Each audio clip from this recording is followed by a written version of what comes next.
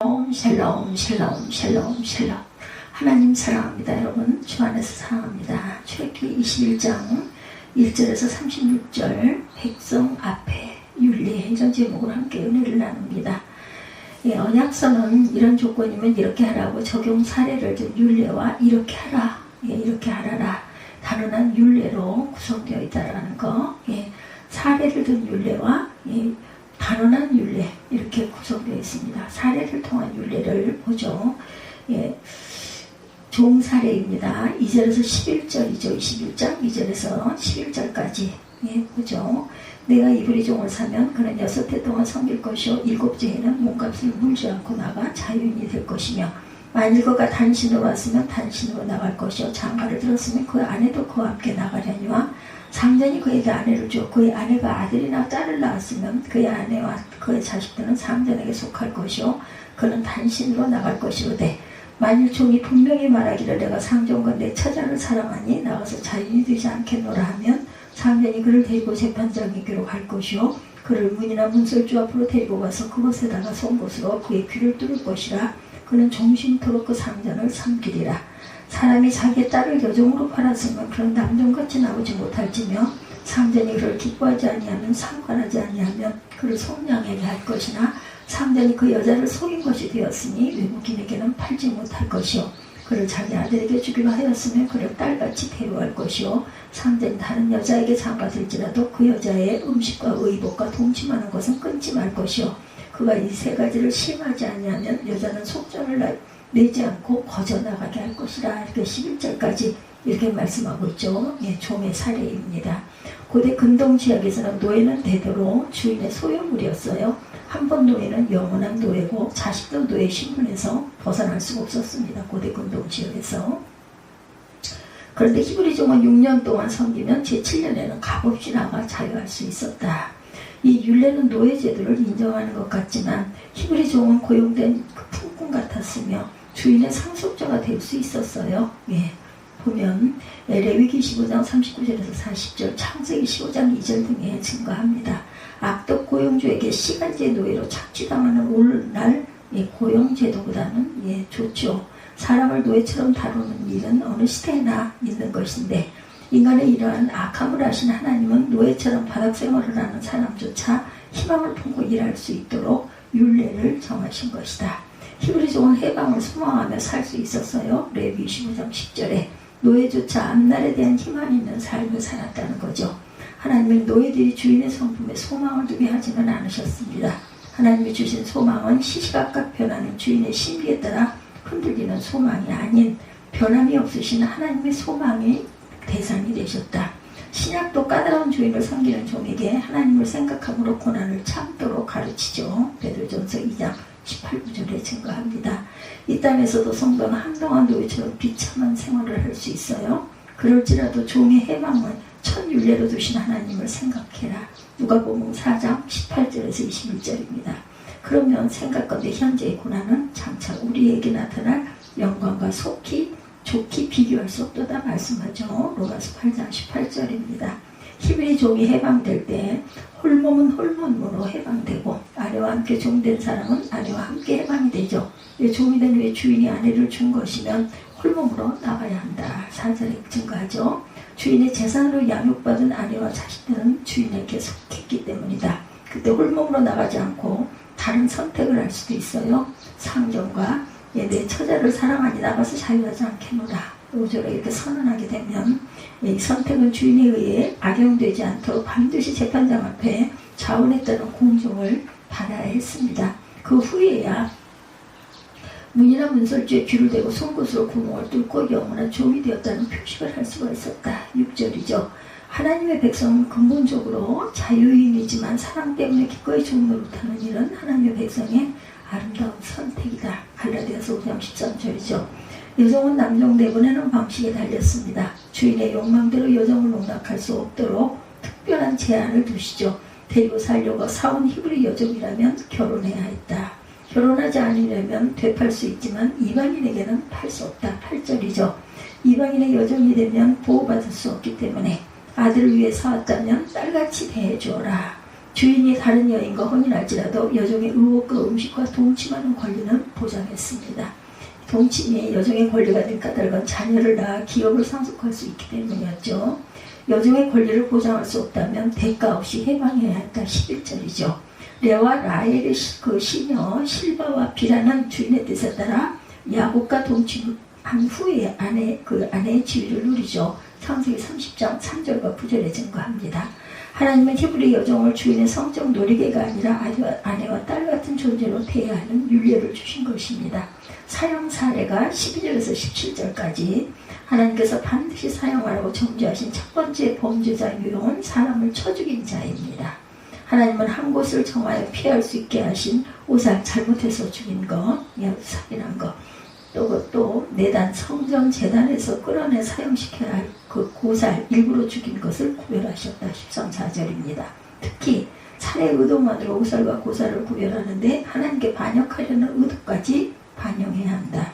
다윗은 우리아를 죽였을 때 살해 의도가 있었음에도 용서를 받죠. 사무엘하 12장 13절에 하나님께 반역하려는 의도가 없었기 때문입니다. 그러나 가인처럼 하나님께 반역하려는 의도로 살인된 사람은 하나님 자리에 앉아 자기 행위를 정당하게 판결함으로 회개하지 않습니다. 다윗처럼 진실한 회개를 통한 죄인들의 길잡이가 되는 일도 없겠죠. 시편 51편에 증거하죠. 회개치 않아 용서받지 못하는 사례만 될 뿐이다. 예수께서도 알지 못해서 범죄한 죄인에 대해서 심각한 죄인조차 긍휼히 여기시고 용서하시죠. 누가복음 23장 34절, 디모데전서 1장 13절입니다. 구약의 살인자에게 도피청, 제단과 도피청이 있었던 것처럼 우리 그리스도께서는 죄인들을 위한 도피청이 되셨다. 그러나 회심케 하시는 성령의 사역을 작심하고 계속 거부하는 자는 사형을 사함을 얻지 못해요. 마태복음 12장 31절이죠. 그런 태도는 살인하고서도 자기 죄를 계속 정당하게 여기면서 도피처로 피하지 않기로 마음을 굳힌 것과 같기 때문이다. 회개 없이 제도만 악용하려는 고살자에게도 제단이나 도피성이 피난처가 되지 못해요. 신약에도 회개하면 되지. 사악한 계략으로 주님의 은혜를 악용해서 죄의 욕망을 즐기는 자에게는 예수님이 도피성이 되지 못합니다. 사형에 해당하는 두 번째 범죄의 유형은 자기 아비나 어미를 치는 자, 15절이죠. 살인이 생명을 이 땅에서 지우는 것이라면 부모는 이 땅에 생명이 있게 하는 존재다. 생명의 주인은 하나님이시지만 하나님은 부모를 통해서만 그 생명이 이 땅에 있게 하셨어요. 부모를 친다는 것은 생명의 근원을 공격했다는 점에서 살인과 다름이 없다. 세 번째 유형, 사람을 후린 자, 납치하거나 유괴한 자입니다. 피해자와 피해자 가족에게 계속해서 죽음의 공포와 고통과 슬픔을 안겨준 사람. 이런 자는 인신매매를 했든지 자기 소화에 두고 부려먹었든지 상관없이 반드시 죽여라. 16절에 말씀합니다. 넷째로 그 아비나 어미를 저주하는 자도 반드시 죽이라고 17절에 말씀하죠. 부모를 공경하는 자가 이 땅에서 장수하는 복을 받는 것과 반대. 저주한다는 단어는 부모를 사사하고 하찮게 여긴다는 뜻인데 이런 일은 하나님 백성 공동체 완전히 끊어내야 할 심각한 죄다. 그리고 사마 배상 사례가 18절에서 36절까지 증거합니다. 하나님은 살인 비슷한 삼일죄를 구별하세요. 싸움 중에 상대방을 돌이나 주먹으로 때렸는데 그가 죽지 않고 자리에 누웠다가 지팡이를 짚고 거동하면 형벌을 면합니다. 다만 산에 있는 자가 일하지 못하여 발생한 손해를 배상하고 나을 때까지 치료해줘야 한다. 주인이 종을 때렸는데 당장 죽으면 고살로 여기 반드시 형벌을 받아야 합니다. 20절에 증거하죠. 그러나 하루 이틀을 더 살면 자기 재산인 종을 일부러 없애려 하지는 않을 것으로 판단하죠. 21절. 종을 징계할 주인의 권리는 인정하면서도 학대는 금한 것입니다. 주인은 종에게 과도에게 채찍을 해두를 수 없다. 종의 눈을 상하게 하거나 이를 부러뜨리면 종을 해방해야 했습니다. 26절이죠. 실수하였을지라도 원상복구할 수 있는 손해를 본 노예에게는 최선의 보상을 합니다. 이처럼 하나님의 율례는 노예를 주인의 소유물로 취급하지 않고 인권을 가진 인격체로 대했다라는 것.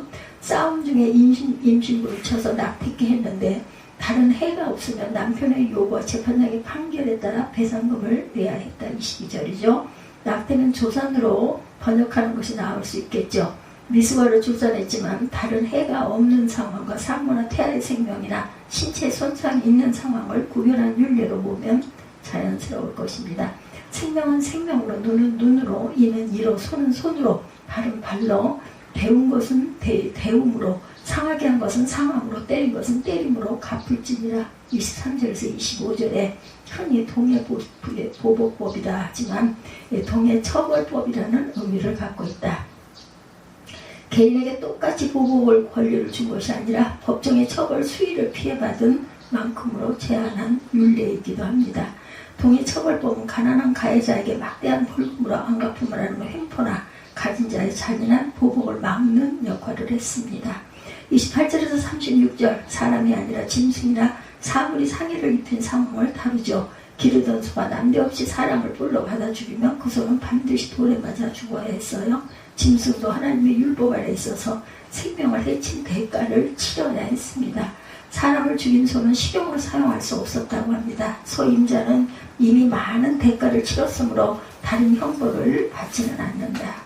그러나 본래 받은 버릇에 있는 소를 경고를 받았으면 다속하지 아니한 상황이면 내버려둔 소 임자는 책임을 면할 수가 없었다.